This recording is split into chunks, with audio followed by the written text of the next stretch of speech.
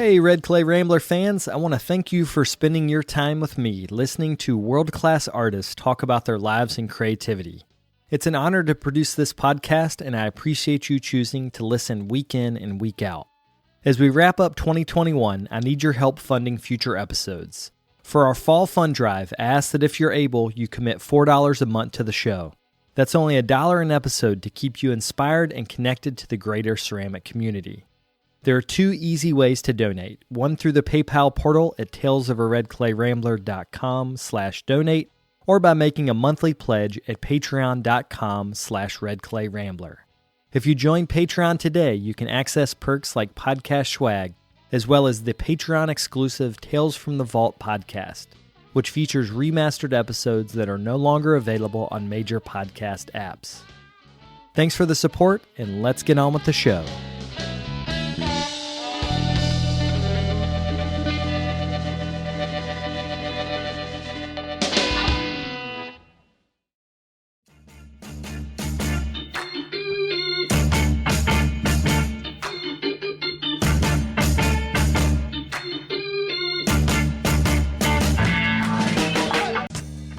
Welcome to the Tales of a Red Clay Rambler podcast, featuring interviews with culture makers from around the world. This is Ben Carter. I'm going to be your host. If you'd like more information on the show, please visit our website, talesofaredclayrambler.com.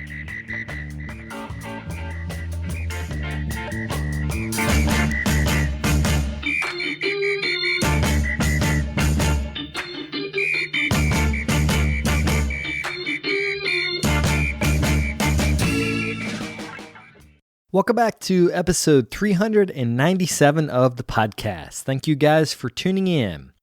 Today on the show, I talk with John Britt, who is a noted glaze chemist and author.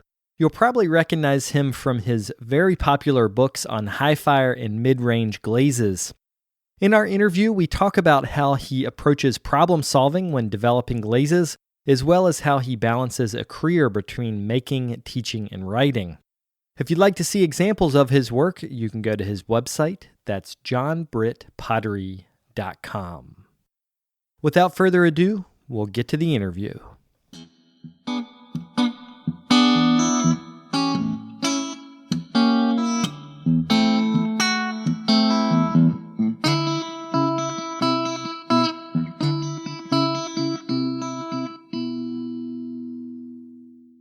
Let's start at the beginning. Let's talk about Dayton, Ohio. How did you guys end up there? Like, what was in Dayton that brought your family there? My dad taught at the university, and so he taught in different places when he started out. So I was the second oldest, and so that meant that I lived in Washington, D.C. for like 2 weeks. That's where I was born. Then we moved to like St. Louis. Then we moved to somewhere else, Steubenville. Then Omaha. Then we moved to Pittsburgh. And then he got a job in Dayton. And my mom's like, we're not moving. I think she had 7 kids by then. She's like, we're not moving. And so then he had to like hunker down. And then she had 3 more kids. So it was 10 kids, and that was it. So you have 9 brothers and sisters? Yeah, 9 brothers and sisters. Oh my God. How did you, I mean, that's intense. That's like fighting at the dinner table.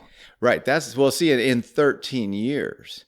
So everybody was like, it was like one after the other. Like there was like 4 kids in diapers or something, it's like, so, and I was second oldest. So we would take, you had, by the time you were 5, you're like taking care of someone, So like, you're in charge of that one. Anyway, but that's perfect for running ceramic workshops because you can handle chaos. And then, hey, this is all starting to make sense now. Unfortunately, there is a little bit of logic in it. Well, growing up, what was the art? Because, Ohio is such like a good ceramic. There's so much ceramic history in Ohio. What was the first time you saw clay that you felt like, like this is captivating? Well, I guess it was when I was in college. I took philosophy as my major, but I took art as a minor. They wanted me to take,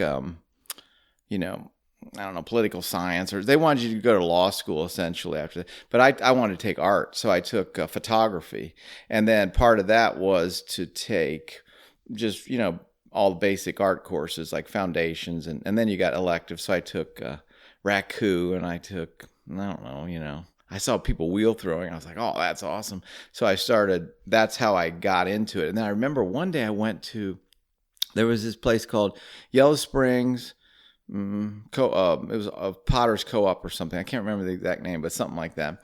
Yellow Springs Pottery. And I saw this bowl in there. It was Temuku glaze on porcelain. I was like, oh my God, that is nice. And so that was like the first time I really liked, because I think probably because I was in the class and I had stuff I had to glaze. And so then I started thinking along those terms. But yeah, that's how it was. It was from college. Where did you go to school? University of Dayton. Okay. And that is where your dad taught then? That's right. Okay. Because with 10 kids, you would have had to only go to that school. Did they all go to that school? Well, there was only 2 that didn't go. And then everybody went there because it was free tuition. And so, but when I started, it was 70% off. So I dropped out a year so I could wait till it was free. And then everybody after that. And so my dad figures he made like, $1 million on education alone. It's like, wow, that was worth it. Yeah. So that's the Dayton Flyers, right? Yeah, that's right. Okay. There's an art center there now, and I've taught in Dayton. Oh, and yeah. I really like that area. Yeah, yeah. And there's Ohio Designer Craftsman in Columbus, and there's just a whole history of Zanesville has pottery. I mean, there's a whole bunch of stuff up there. So as your practice grew, glazing and glaze sciences been a big part of it, but was it, like you said, you saw throwers and you're like, oh, that's cool. What actually hooked you? How did you get the bug for clay? Yeah, so it was throwing. So I was really into throwing. And so I saw somebody making a teapot. I'm like, oh my God, I got to do that. And so when I dropped, I didn't take pottery when I was an undergrad, but when I graduated, I got a job there. So I was assistant to the director of campus ministry, and that meant I got free school. And so I got a master's in counseling just because I was taking classes, but I then would throw like after school, after work, I would go in there and I'd stay up till 3 a.m. throwing because it was like a private studio. There were art majors, but it wasn't ceramic majors.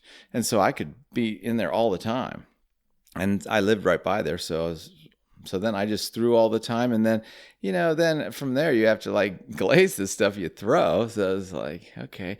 And then what happened was I started teaching pretty quick. I think I took my first class in 85.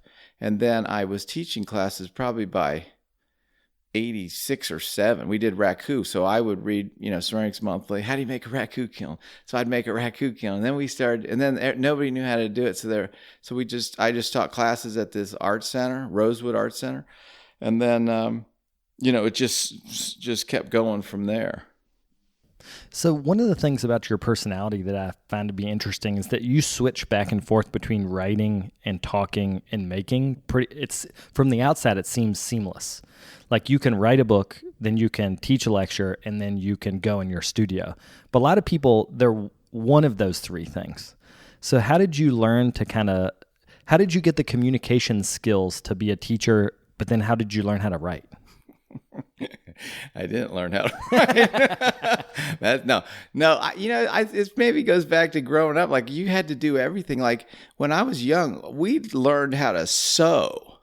We learned how to cook. Like you had to cook. You had a night of cooking. So think about that. You're a kid. You're cooking for 12 people. That's like mind-boggling. And then someone's doing the dishes for 12 people. And it's like, oh my God. So you learn to do all this stuff and you learn to sort of do it simultaneously. So for me, I'm not like a great writer. Like I write stuff down and then I will put it together in a logical fashion.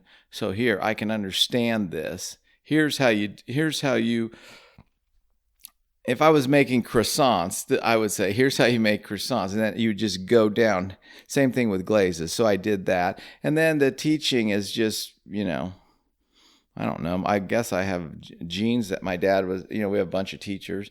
So I was just kind of, and that's it. So. Well, I wonder too, with that many kids, like you probably were always explaining something to one of your brothers or sisters. Yeah, exactly. Or arguing with them. or lying about stuff. Because it wasn't me, it was him. And they never knew who did it because there was two. They couldn't interrogate everyone. It's like that takes too much time. They just gave up. Wow. So so the job as the assistant to the campus ministry, were you interested in spirituality or was this just a job? Well, I was in philosophy, so it was kind of along those lines. And then I was into Buddhism, so it was kind of along those lines. World religions, I studied that first. And so, basically I was an assistant for somebody. So whether it was grading tests for this guy, or he was a priest, so grading tests for him, or setting up some events. So we had a lot of events. And then, as you're in the job, they figure out you can do some stuff. So they're like, okay, so I could sew. So they said, you're making the banners for the church. And so all of a sudden, then they're like wanting me to design banners.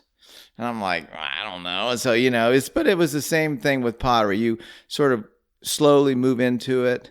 And then, so that was it. So we're going to fast forward and jump around in your life and career. But one of the first ways that I got to know you is when I was at school in Appalachian, you were the clay coordinator at Penland. And we were talking before we got on mic, you were there from 2000 to 2003. Right. So you had already taught, you'd done lectures, you had taught adjunct, you'd done a bunch of stuff. What was interesting about coming to Penland and like committing to being the coordinator? Yeah. So I was like I think I was 42. So I was pretty old for, a lot of them are 25 or 30 or something. But I got married in 95 and then, or 94. And then my wife had a job in TV management. So she got sick of that. I'm super good at helping people quit their job if they don't like it. I'm like, you need to do something that you enjoy. And so and then she got a job in Texas, public TV. So she ran a public station there. And then she did that for 3 or 4 years, and then she was done with TV. So she says, okay, since I took you to Dallas, Texas, which is a challenging place, I don't know, 11 million people and 100 degrees all the time. It's like brutal. Anyway, especially when you're from the Midwest. And so she said, you can go anywhere you want and do whatever. And so we were actually in our travel trailer camping and stuff. And I applied for a bunch of jobs and residencies and stuff. And so I got this one at Penland. And then we drove here and talked to them. And I thought, well, that'll be good. We can do it because they provided housing. And so we thought, well, we can do that for a year. Let's just try that. And then it just kept going from there. Yeah, because it feels like at that time I was coming down from Boone to see Penland, and you were always like your testing of materials was still happening, but you were also helping classes. There was a lot of energy and a lot of people coming to you for questions, including little punk kids like me who I can't remember if we actually met back then, but anyone that came to Penland, if they were a potter, they were going to come and find you. So how did you learn to be judicious with your energy? Because we were talking about workshop teaching before we got on the mic too. Wears you out, yeah. Yeah. How did you learn how to balance all that? Well, it's a dilemma. I don't think I was ever any good at it. So, Susan up there now, she's probably way better at it than me because she's lasted so long. So that's what happens is you go to that kind of, it's like a art camp, for adults. And so, it's just 24/7. They come in, they're so excited, and then they go for 2 weeks and they're just working like crazy and up all night and partying, and then they leave and another group comes that's all fresh and they're like, yeah, and then they're doing the same, and then you do that for 7 sessions in the summer. And so unless you sort of pace yourself a little, and a lot of times what people do, I think this is my own view of it, I don't know if it's true or not, but they sort of they have to box themselves off so they cannot engage too much in everything. So then they have to go away for a while, and then they'll come back and deal with whatever. But I was pretty good at like just handling things, and then I don't know that because I only lasted 3 years, so I didn't do too good. So. Did you have to stop making work in the summer? Oh yeah. That's one thing I was going to say. One thing I did have to stop doing was that they have slideshows like every night for like 2 hours or something. So you work all day, eat with everybody. So you're always yakking with everybody. Then you go to the slideshow, and so then what happens is ideas are generated from watching people's works and thinking about things, and then you go back to work, and then the next day there's more. So you become like, I had to stop going because it was too many ideas and things, and it would just like get me frustrated because I couldn't make anything.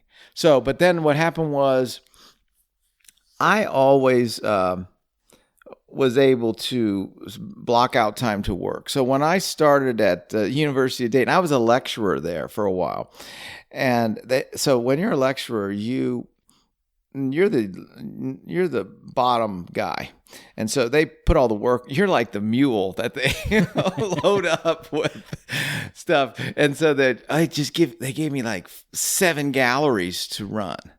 So, the Dean gallery, so that would be all photography. And then there are a couple main galleries, which were actual show. You had to like book shows, get crates of work in and hang them. But now you're still working essentially 40 hours because you're doing classes and then you're doing meetings. And so I got so frustrated. So what I did was I learned to make stuff small and assemble it. So I would make 10 bodies of, say, a ewer.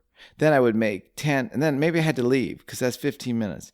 Then I had to make 10 feet, but I would put them in these plaster containers, and then I would make 10 spouts and 10 handles, and then I could assemble them, but in small increments of time, and then that made me feel much better. And so I kind of did the same thing at Penland. I would do a little bit of that.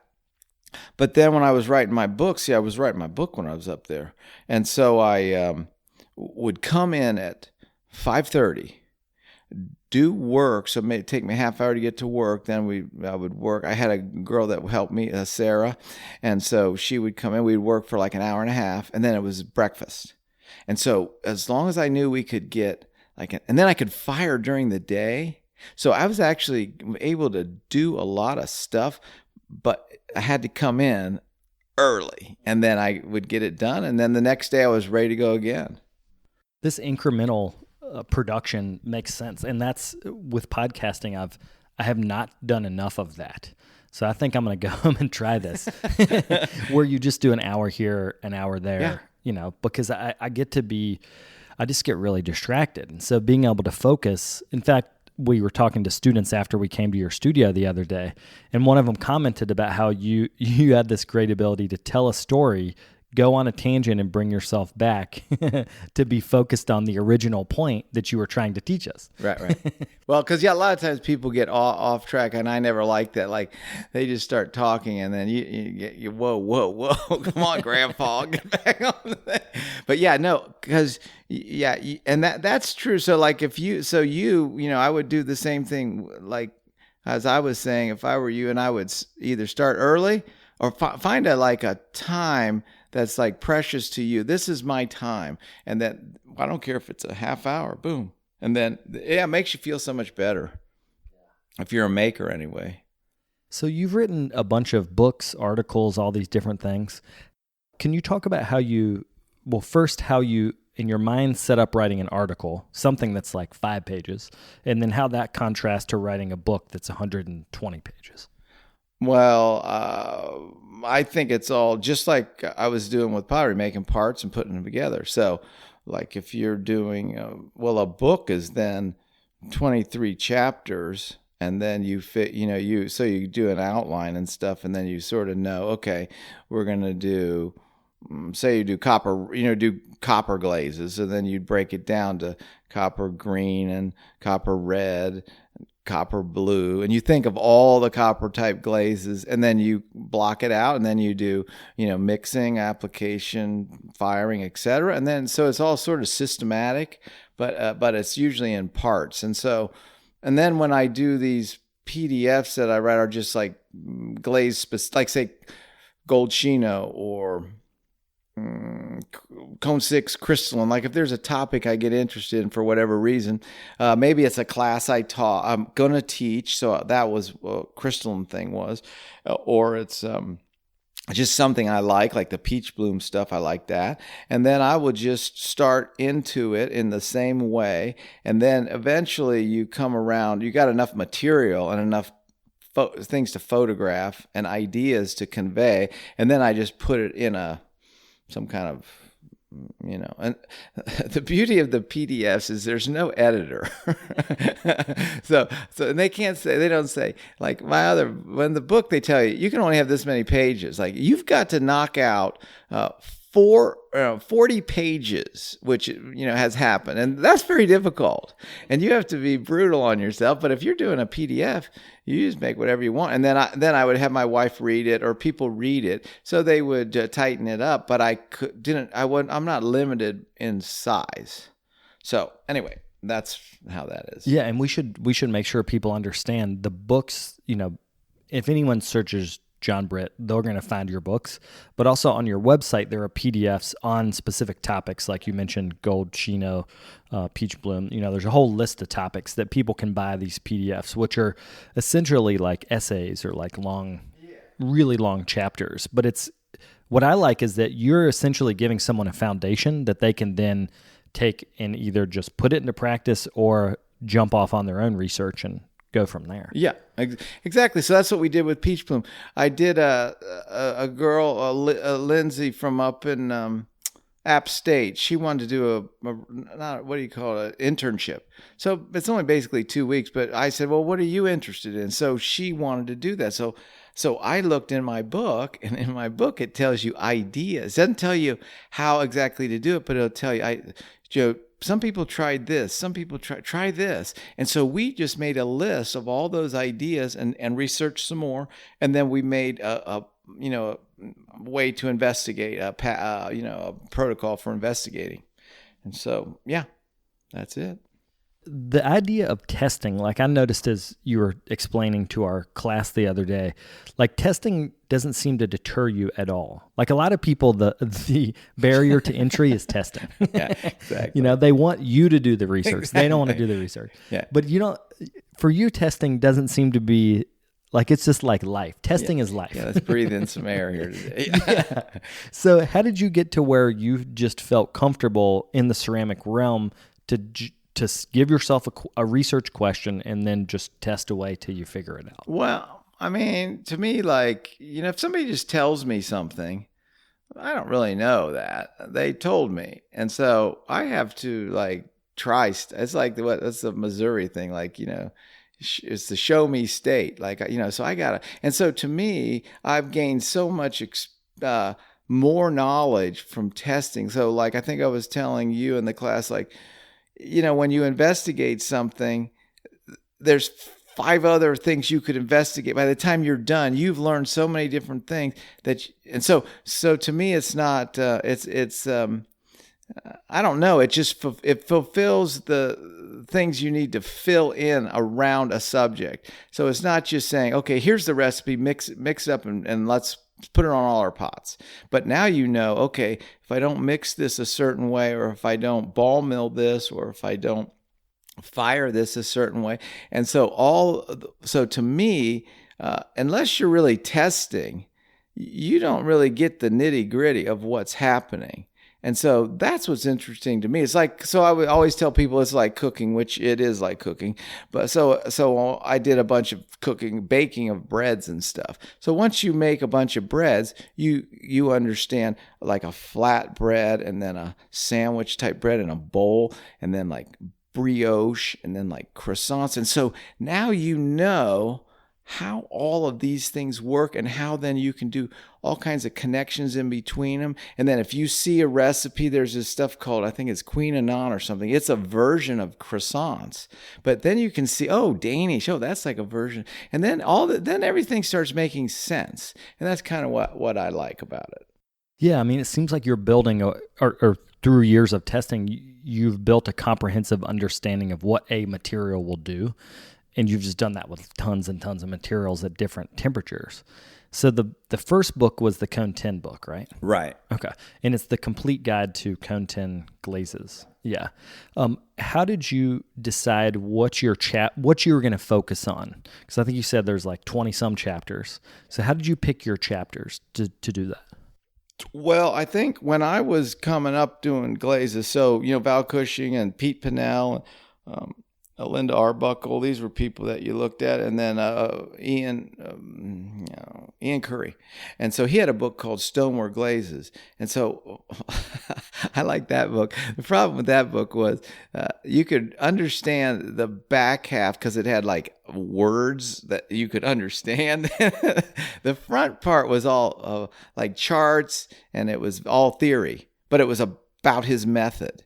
And I thought to myself, boy, what you really need. So a normal person who's an artist or making pottery doesn't want to get too much of that stuff. They want the back half of the book where here's how you get a blue celadon and here's why. You can dive in a little more. And so I thought, well, potters don't all really want to know. They want colors. They want blue and green and yellow. They don't want that's a feldspathic something. They're like, forget it. So I thought, well, let's put this into colors, and that way, and then, if you want to get into deeper into stuff, you can realize, like a celadon with a little bit of iron will be blue celadon and blue, green, and turquoise, and then before you know it, you're into amber and brown, Temmaku, iron saturate, etc. So all of a sudden now you can transpose the colors into the type and stuff like that. So I also like typology, so like personality typology, and I think it's the same with glazes. There's glaze types, taxonomy. And then from that kind of a system, you can start to understand and then be more fluid in your use of these things. Well, we're not going to go through all of the the glazes, but I wanted to use the peach bloom as an example because you were talking us through testing methods the other day, and one of the things that really affects it is when reduction is happening, and do you reduce on the way up? Do you reduce on the way down? How does that affect things? So can you talk about with a good peach bloom and just describe like the core constituents of a peach bloom glaze and then how you went about testing it? Okay. First of all, I'm not an expert at any of this stuff. Like I just sort of do it my way. So, peach bloom is a Chinese type glaze that's is supposed to look like a peach sort of blooming. So it'll go from like green to pink on one side and sometimes splotchy and stuff. And so, when you look at that, you know that probably the copper is not melting enough and making green spots, or the other one part is reduced. And so if you reduced it really well, it would just be red or even black red, or so there's many shades of, so there's sang de buff and there's all these types of copper red. So I don't know, you just sort of investigate that, and then you pick out, so it's going to be something with firing. Okay, but sorry about that. It gets complicated. So you also know that in China, so in the 11th century, they had different grinding technology. They had different materials, and so sometimes they'd take bronze and heat it with a flame, and that would slake off. So now you'd have copper and tin is what made that up. Then they grind that up, and so we have really good grinding technology. So the problem is some of it's too fine, so you don't get the interesting stuff. So that's all the stuff you just look at around that. So you're going to look at the materials you're using, the size of the mesh size, and then you're going to look at the clay body, because that's like huge. And then you're going to look at firing types. And so I would pick like 5 different cycles. And I don't really know what's going to happen. So it all seems like, what's going to happen, but you have no idea. And so we'll just make these up and stick to the program. We won't it's like investing, you got to you stick with the program. You don't like, I'll pull your money out, put it back in. No, this is what we're doing. And so we did that with the peach bloom. And sure enough, like, I don't know, the second firing was really good. And so then we kept our other cycles, but we added some variations on that because it was so good. So that's basic. Is that what you're after? Yeah, because I think it describes how you think about solving a problem. Yeah. You know, like if I was going to give an overarching topic for our interview, it's how does John Britt solve problems? Not very well, according to my therapist. No, just kidding. But the thing that's interesting to me is that you do have a system of research. It's not always going to be a system that every single glaze scientist might use, but it's your system. You follow it through, and then you're able to look at the results and digest them, and then change the next test to get a better result. So like that idea that sometimes colorants are too pure is a really interesting thing to learn. Like, it's not just specific to peach bloom, but by doing all these tests, like, you learn something like that, and then you can apply that to everything, you know.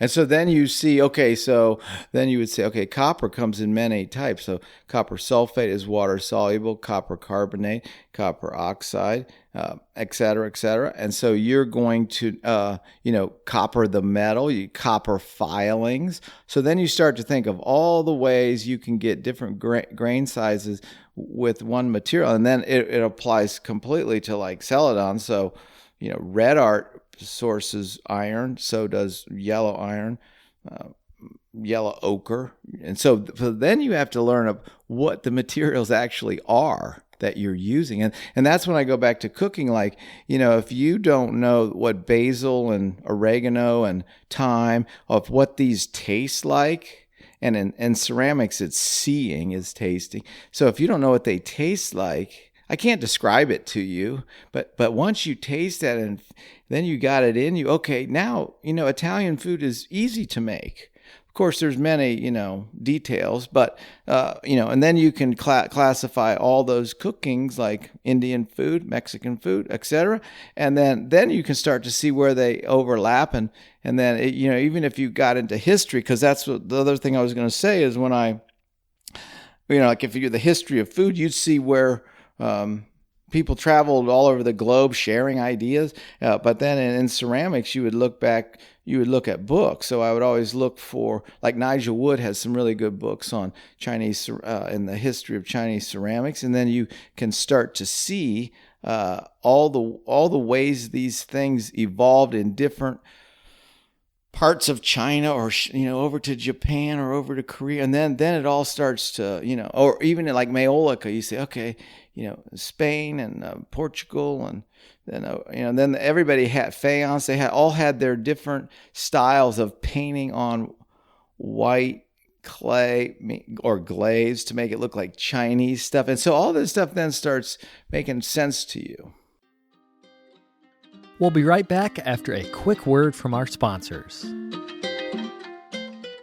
This episode of the podcast is sponsored by Amico Brent. For the past 100 years, Amico Brent has been creating ceramic supplies for our community, ranging from underglazes to electric kilns, and they have no plans of slowing down. With over 3,000 products, Amico Brent's top priority is making sure that all of their customer needs are met.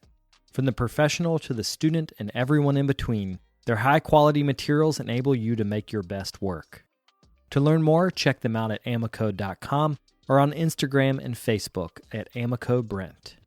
You can also show them how you use Amico by sharing your work online with the hashtag HowIAmico. This episode is also sponsored by the Poquoson Art School of Fine Craft.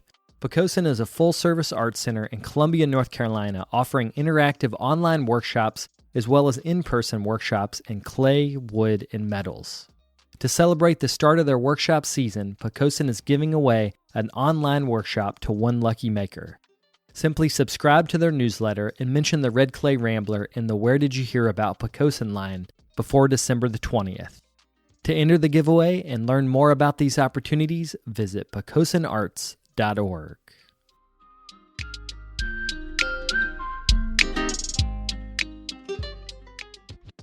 So if we walk into your gallery right now, I can see all these different pots glazed very different. So you have some peach bloom in there. You've got some manganese crystals. You've got, I think, some Celadon pots in there.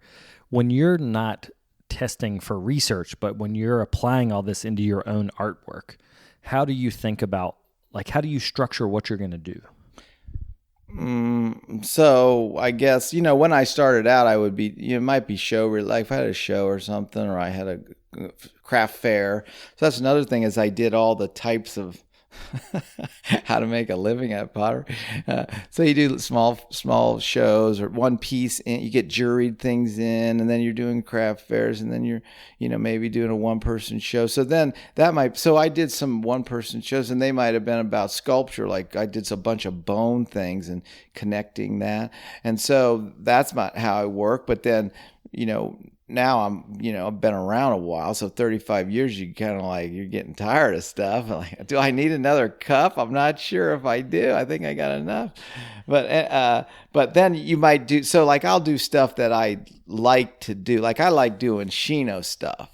And because it's very freeing to me, because it's so loose, and like it's just, it's much different than doing like crystalline glazing or super precise stuff. And so I like that. And then I'll do wood firing with my friends. And so I might get involved in a kiln, some kind of kiln specific project.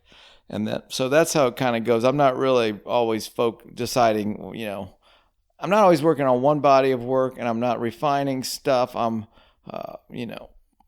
it's more like, I think it's more project based. So when we think about let's talk about your last 10 years of your life. No, 15 years of your life.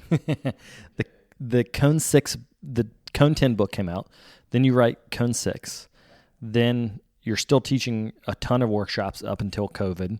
You're making work, selling work here in North Carolina. I'm thinking about all the different ways you've diversified. This was a topic that came up the other day, like diversified your income over, say, the last 15 years. So what if we had a pie chart before COVID, because I know COVID like throws all that shit out of the thing. How much of your actual living is the workshops versus the selling art versus the book or books? The books is very, very little. So the book is, I don't know, 5% or something. It's very small because you don't get much money, but I got my name out for that. So that was 20 years ago when I did the first book. And then I taught workshops for Cone 10 and glaze stuff. Still worked at Penland, and I always would have other jobs. Like I would build a kiln for somebody. So, and when I was young, I would do craft shows, and then maybe I would paint a house, or me and my buddy, so we were always just like doing multiple things on the side gigs, I guess you call them. I guess then once the Cone 6 book was in 2014, so that was like 7 years ago. So that's when the workshops took off, because it was all mid-range. There's a lot of mid-range people, and they need help with glaze stuff. So that's when things really took off on that workshop front. So that was like maybe 2/3 of all the money I made. But then, I would sell stuff at the workshops. So I didn't really have to do too much trying to sell stuff, because I'd take my pots and sell a couple $1,000s worth of pots there, and a couple thousand. So that just started adding up. So that was good. And then the PDFs were when I came home. I was tired of going all across the country and driving everywhere and taking tiles and talking about pottery. So then I would spend 2 weeks just doing some kind of project. And then I might stop that, go to do a workshop, come back. And that gave me a sort of a relief from that. But yet I would still be doing, pottery stuff.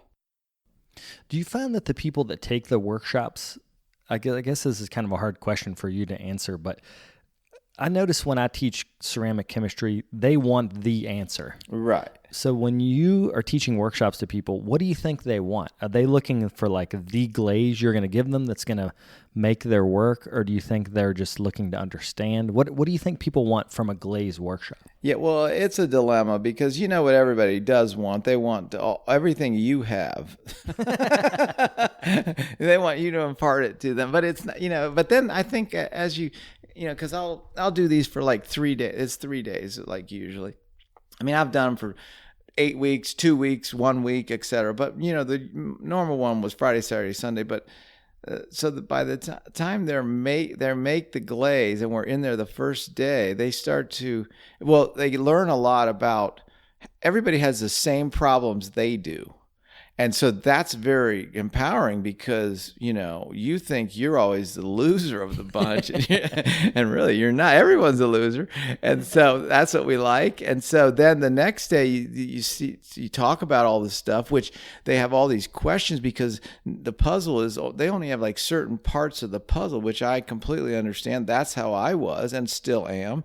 And so if I can fill a few pieces and then sometimes when the pieces come out, the tiles that you're actually touching and looking at and thinking about and discussing, then stuff starts to slot into place.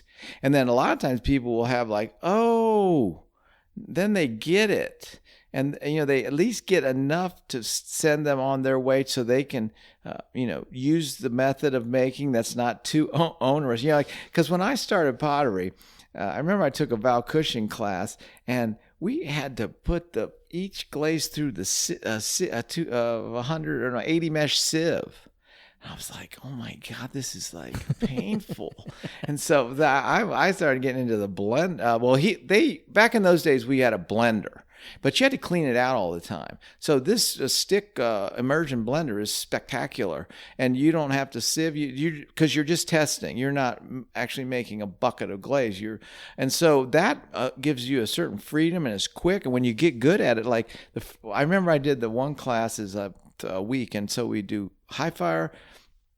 One day fire them, next day mix mid-range, next day do low fire, and by the time the first day it takes them like 5 hours, and then 2.5, and then 1.5. So they now they got it. They can do a glaze test in an hour and a half. That's not bad, and you come up with a whole bunch of new possibilities. And so that's I don't know. I just think it's when you go to the workshop, a lot of people, I think they kind of want to talk to other people, get ideas. That's another good thing about it, is that you meet a bunch of people that you can then that you can email with and share ideas. And so, I mean, I think that's kind of what they're after, is seeing the best way to do things. Of course, they go away with probably more questions than they come with, but at least now they've got a start on where they can find answers. And that empowerment they get from realizing that, this is just a complicated process and sometimes you screw it up. Yeah. That's one of the main things I'm trying to teach with the glaze work we're doing in this class, is that you can get 5 friends, do the same test with different colorants, and get so much information. So why not work with your community? Because almost everyone's working in a communal studio. Well, before COVID, right. Everyone was working in communal studios. Well, I think that's what I try to get them to do, is I say, okay, you guys live, because I usually go to places where these people live, or generally. So, 3/4 of them are from that town or around there. I say, if you 3 people got together one Saturday a month and did this, you would just learn so much, and it would be so much fun, because it's like going jogging. If you have to go by yourself, you're like, no, I don't think it's raining, or I'm tired.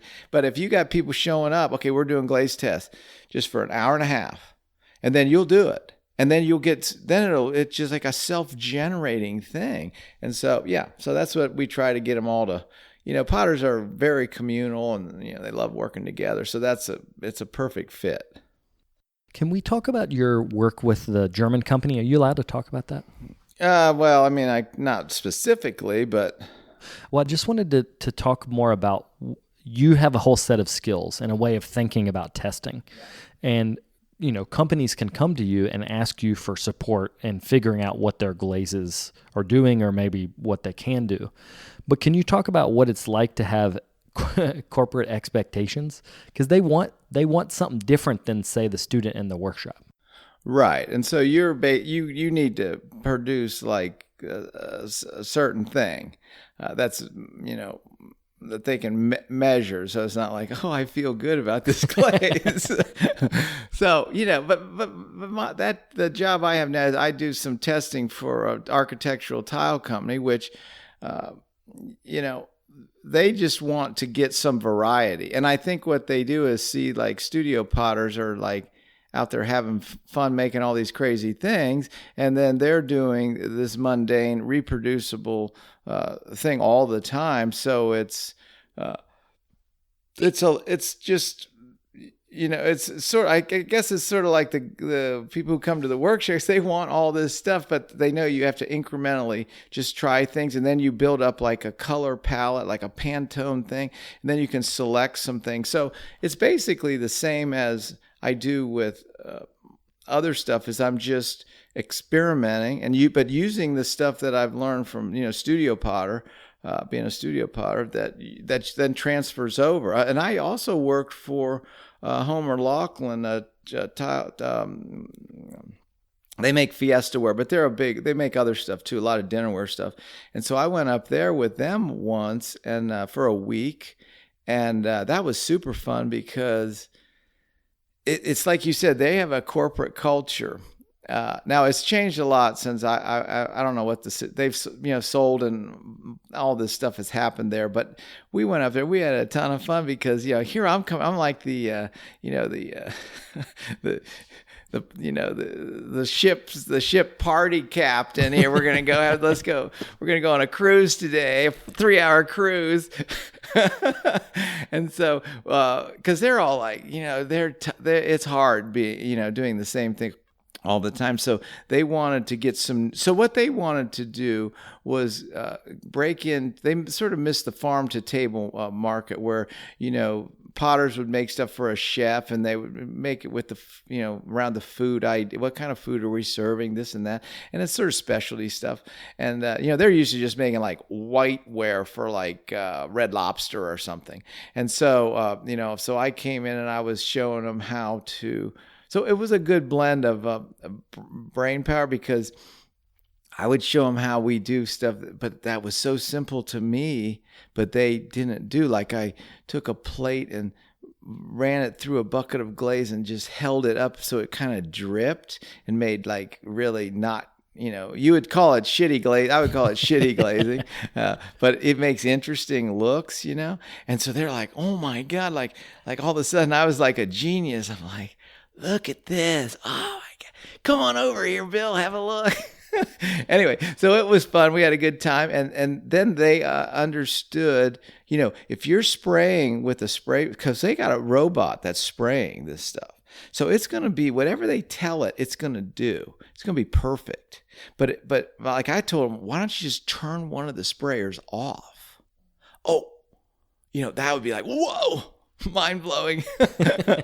but it's the idea now. So they needed a way to sort of loosen up what they thought was the perfect product, and now they say, okay, this is we would call this a defect, but no, maybe somebody's going to like that. So that was fantastic. And then I was trying to think of what well, one of the things that happened was, and I guess this pertains to potters too, is like, we looked under they've been doing pottery for 100-some years. They had a shelf with all these samples they tried, but they had rejected for one. And I started looking at them like, what's wrong with this? This looks just like, because they would say, here's the internet. Like, how do we do that?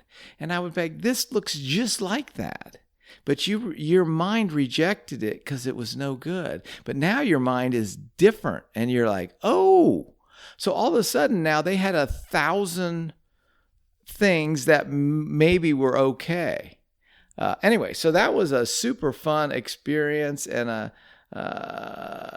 just a very good way to, okay. So what happened was, so in case you don't know, like in a factory, they are putting, say, a little saucer on a spindle.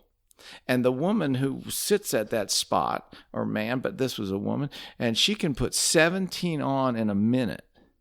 So it's a conveyor. She's putting 17 of these on in a minute. And the sprayer is spraying them. And so when they come out, they'll look perfect. And so he's like, well, let's see how long it takes to do one of these. So, I run my finger on the plate and lift it through the glaze and hang it. And it's 15 seconds. So that's 4 in a minute. So he's like, oh, that's never going to work.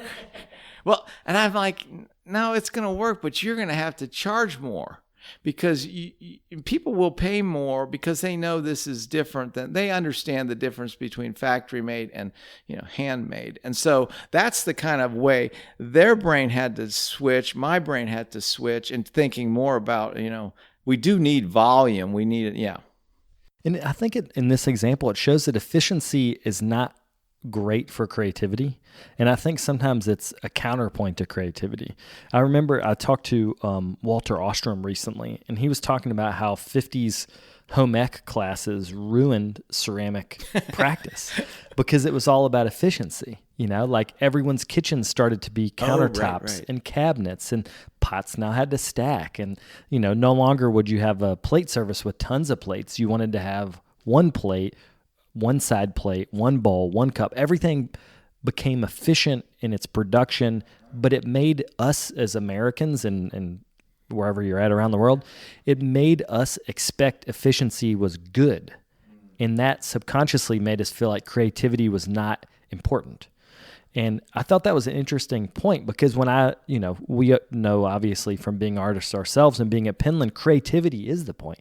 Like, teaching a workshop is not efficient. Like, I'm giving them assignments where they're taking forever to decorate like one mug, because I'm trying to get them to make a breakthrough. So I love this idea that you're going into a factory. You're almost like the chaos teacher. Right. Let's slow it down. Well, and it was fun to watch because then the guy was all excited and he showed me pictures of them then making this, because they made these. They're on Fiesta ware.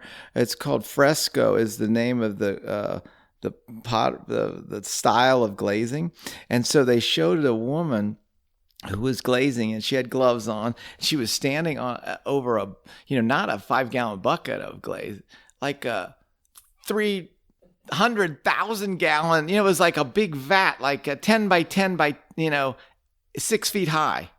And she was standing there in this thing, which was, circulating and then dipping in and doing just like we do.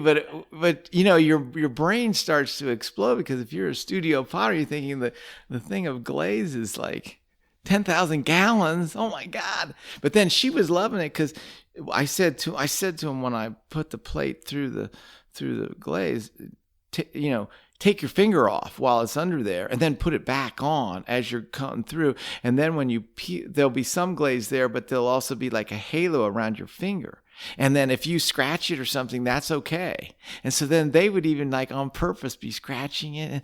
And so that was very interesting. But I'll say one other story about, I can't think of the name of this company, but they had, in England, they started making this glaze type of pottery. It was white glaze, and they would take like a broom that you would sweep up the floor with, and they would dip that into like iron oxide and stipple it, but real messy.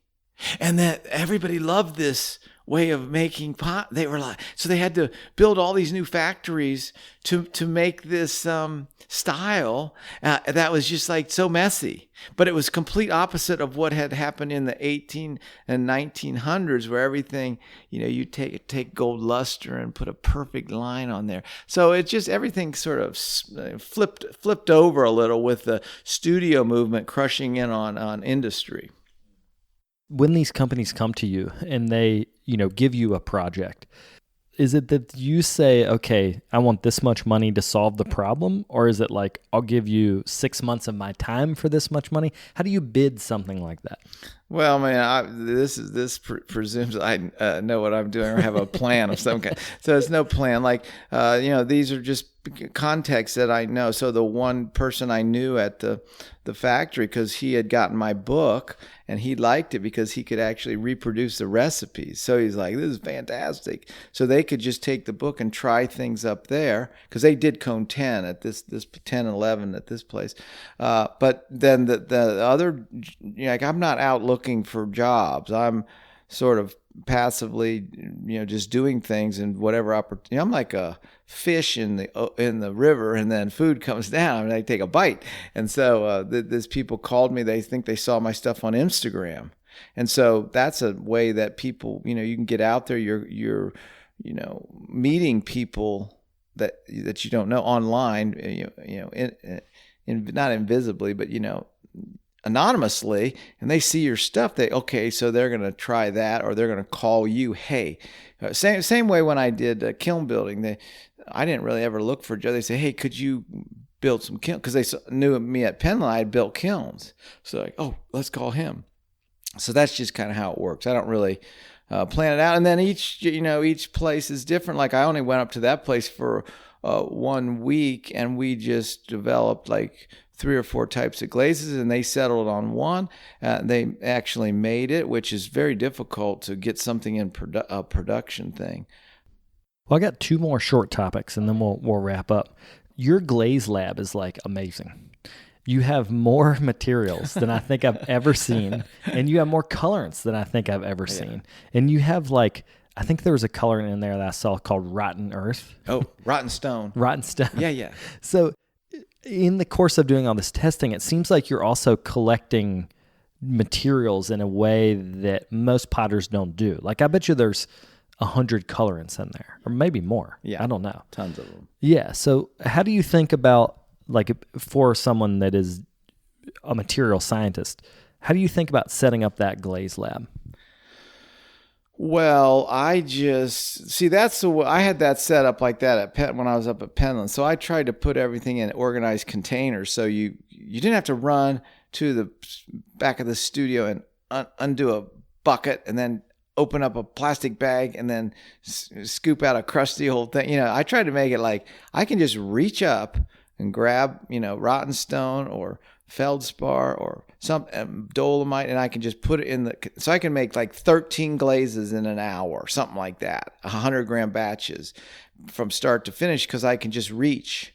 But if I had to walk around, it'd be impossible. So, and then the way all those materials came about was because I just, it's been many years, and I would just put them in a container and keep them in case I needed it. So like if sometimes I'll go out and go to like Colorado, and I'll see feldspar on the road, and I'll just grab some and bring it back, and then I'll crush it. And so I have a thing of like Colorado feldspar, silica. Like I'll get all different kinds of sand and different kinds of, like we were saying, when I did a glaze class, I would write to a company and say, could you send me samples of some of your materials? And one of them was a silica company, so they had all different grinds of silica, and I was like, I don't even know these things all exist, but I would look maybe at a manufacturer and see what is Quartz Corp making, and I'll see their stuff. Or what was the one? It was wollastonite. They got this nice wollastonite from a company,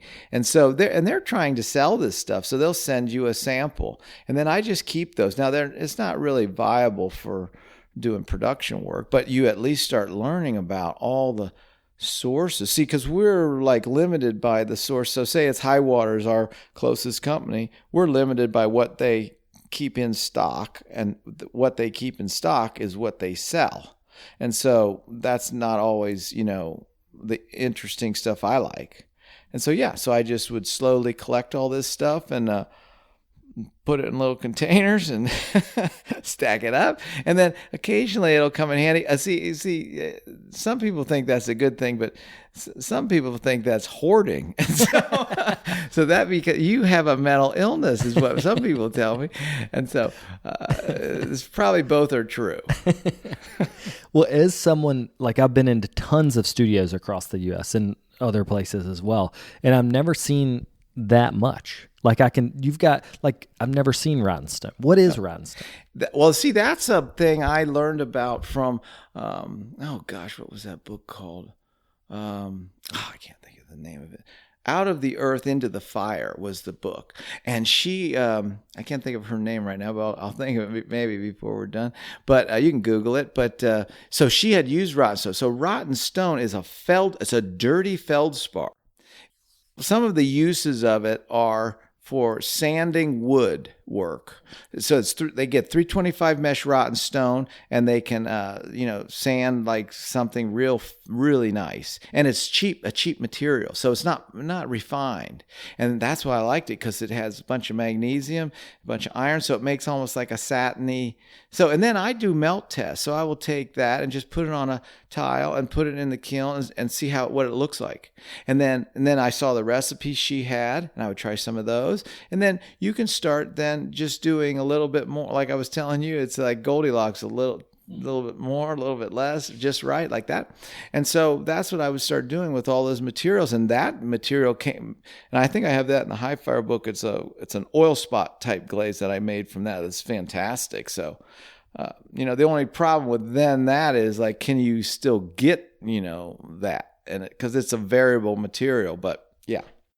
Well, I felt that material was just a good example of where other people would be like, I don't know what this is, I'm not going to use it. But you were like, what can I use this for? And there's all sorts of colors that I think a lot of people, there's cobalt, copper, iron, kind of like the classics. But then there's like, rare earth metals that are colorants. Like, not a lot of people have done that much research into that type of thing.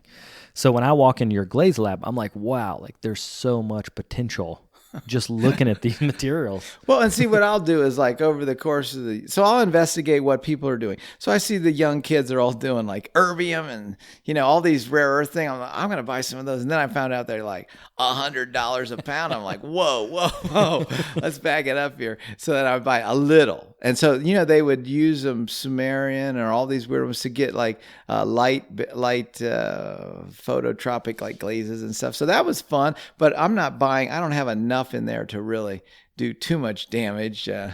Like the Chinese are not worried that I'm buying too much rare earths, but that's right, because those are probably used in industry in like iPhones. Oh yeah, all electronics. So that's the big stuff.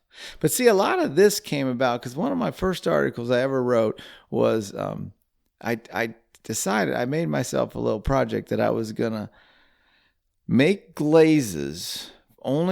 So everybody will say, I do local materials. And so I thought, well, local materials for me is Walmart.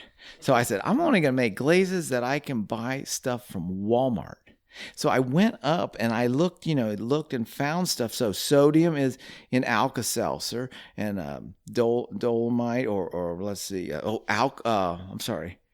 Alka-Seltzer, and then what's the Tums is calcium carbonate, and there's like dolomite in some of those, and then like a face mud mask is French kaolin, and then like titanium is in sunscreen, and so and cat litter. At least back in, I don't know what, that all evolves, but it used to be Missouri fire clay ground up, and then they put bentonite in it to make it swelling, so it would be clumping. And so once you knew what all the materials in these things were, you could buy them and then make a glaze. And so my favorite part would, because rotten stone was one of them, and pumice is another feldspar. It's kind of got iron in it, so it's kind of greenish. And so it was like 50 pumice, 10 Rolaids, 2 Alka-Seltzer, and then some toothpaste. And I was like, oh, those are great glaze recipes. So I had done so I think they didn't like to call it local materials. They called it over the counter. It was in Ceramics Monthly like in 1999 or something. But it was fun because you could then see the way the materials that we use every day are the same materials that's in all of the stuff.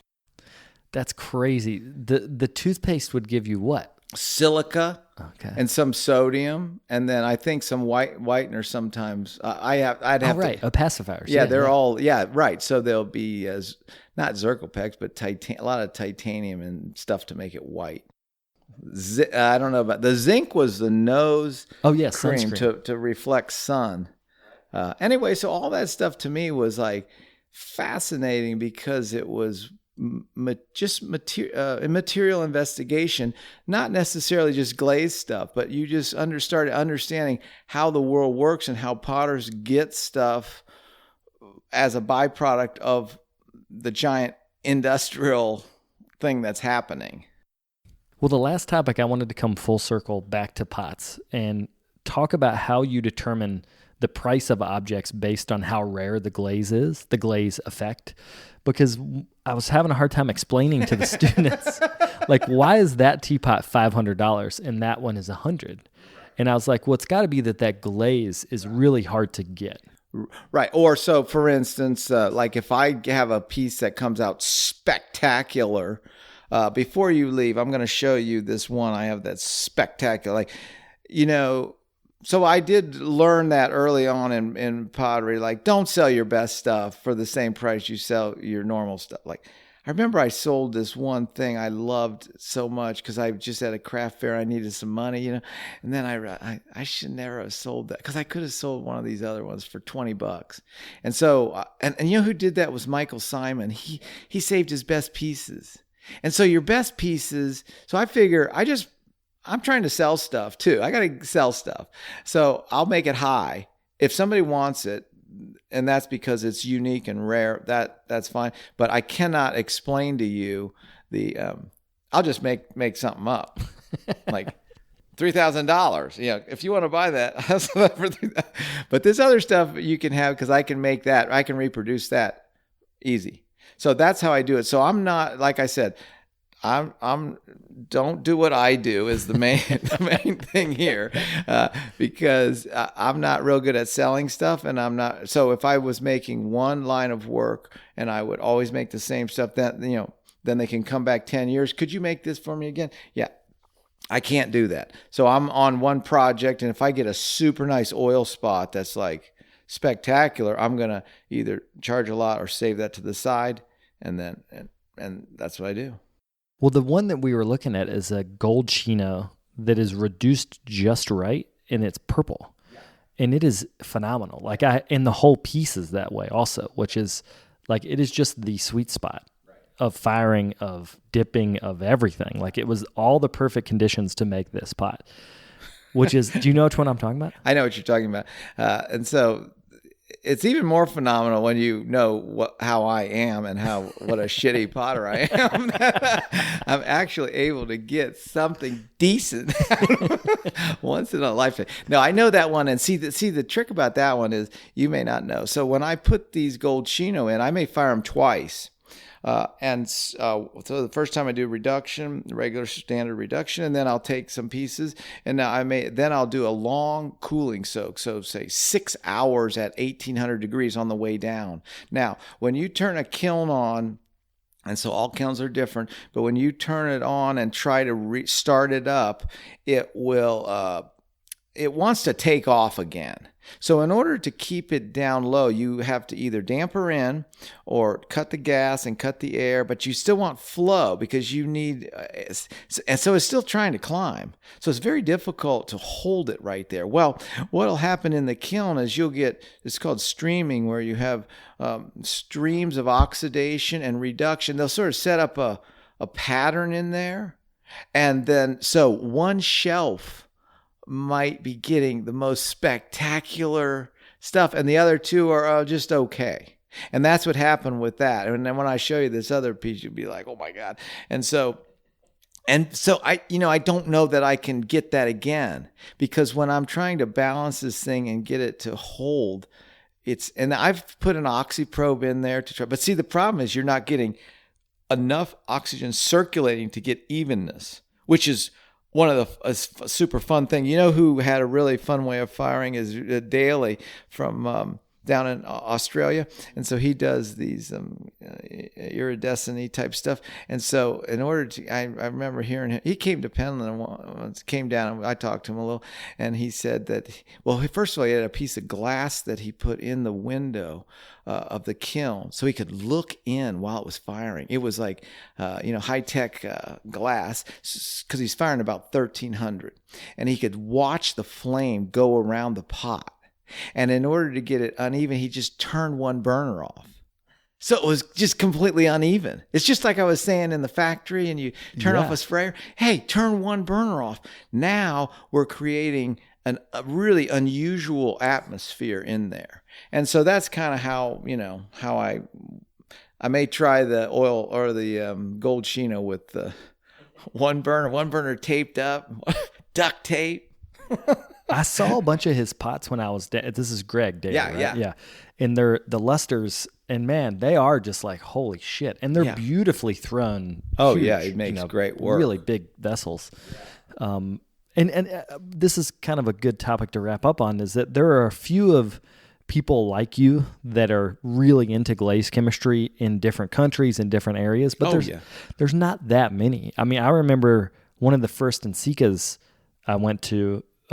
My professor invited me to dinner, and it was like Steve Lamprun, Pete Pinnell, Richard Burkett. You might have been there, actually. Now that I think about it, it was with Linda Arbuckle. This would have been like, I don't know, 10 years ago. And I just remember sitting across the table thinking like, this is most of the glaze knowledge in America. All in one room. Hope they don't poison the food. We're in big trouble. We'll be in horrible trouble. Well, right, you're right. Like, not that many people go in that direction, and actually are actual working potters. So a lot of them are in teaching or. But yeah, so it's a rarefied group because really, if you think about it, artists, a lot of them are right brain, and so they are intuitive, and they're not always interested in slide rules, and they're like no. And so I think that's kind of a smaller group. But I'll tell you what, when you look worldwide, there's thousands of them, and I know a lot of these people just by virtue of seeing their work from like Sweden or Finland, and you see, but they're working like we don't really always see their stuff. But I guarantee you that between, you throw in China, a couple billion people, and then Japan, and then, you start throwing all these together, there are actually a lot of people. And then actually what's amazing when I go to workshops is you'll see people, the most amazing glaze people who are just anonymous doing stuff. Like I remember seeing Dorothy Davis. She was up in Chapel Hill, and I had gone there to do a thing about oil spots because they got this new collection, and I was going up there talking about it. And then I heard about her, and she had some really good oil spots. She lived like 3 blocks away and just worked in her basement and at the most fantastic stuff, and that you never would know. And so I wrote an article about her, and but I know there's thousands of people like that are just sort of under a rock, and then you pull, there's another potter under there. Well, to wrap up, can you plug the website and then tell people how they can, if they want to get a copy of your book signed from you, how they would do that? I got a website, johnbrittpottery.com, so you can go on there, and then I have a little store there with like PDFs and bumper sticker, any kind of stuff I'm trying to sell, and then so you can get the book off there, but you can get the book off Amazon. To me, if you can't afford to, I get it the cheapest way possible. When I used to get books, I would go to the library and go interlibrary loan. So I respect that way of doing things. And that's it. And then I have all Instagram and Facebook and all the stuff. So. Well, thanks for doing this, man. I appreciate it. It's my pleasure. Thanks for coming.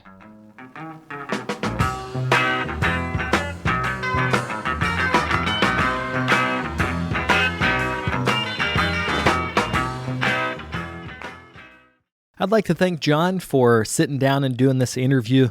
I think you could hear that we had a great time talking, and every time I talk to John, I learn something, but I also laugh a lot. So I want to thank him for being so open and generous with the knowledge that he's built through years and years of testing glazes. Before we go, I wanted to thank today's sponsors. The first of those is Amico Brent, who has been creating ceramic supplies for our community, ranging from underglazes to electric kilns for over 100 years. For more information, you can go to amico.com. Also wanted to thank the Poquoson Art School of Fine Craft, who is doing an online giveaway that is featuring a workshop that they'll be giving to one lucky listener. You can subscribe to their newsletter and mention Tales of a Red Clay Rambler in the Where Did You Hear About Poquoson line, and do that before December 20th to be entered to win that online workshop. For more information, visit poquosonarts.org. Also wanted to give a plug for our Fall Fund Drive. This is the time of year where I ask you to help support the show.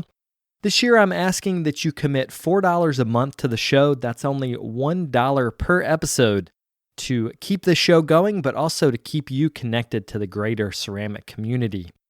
If you'd like to find out more information about that, you can go to talesofaredclayrambler.com/donate. I'll be back next week with another episode. Thank you guys for tuning in.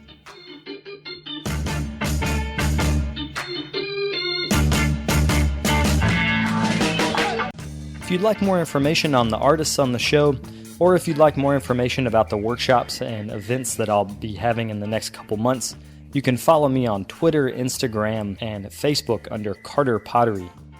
Another great way to support the show is to leave me a comment on iTunes. To do that, search Tales of a Red Clay Rambler under iTunes Podcasts, and you'll find a page that's linked to our show. Thank you guys for the support.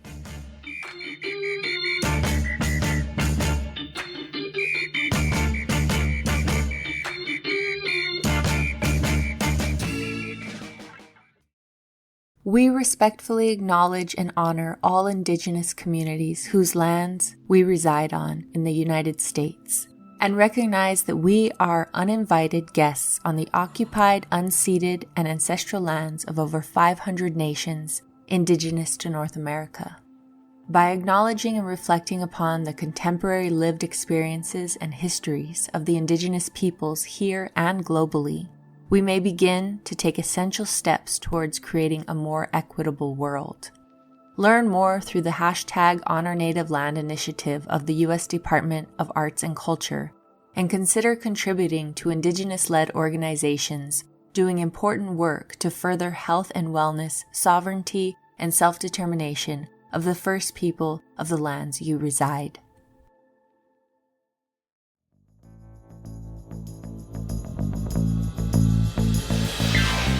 This podcast is a production of the Brickyard Network, an extension of the Archie Bray Foundation for the Ceramic Arts.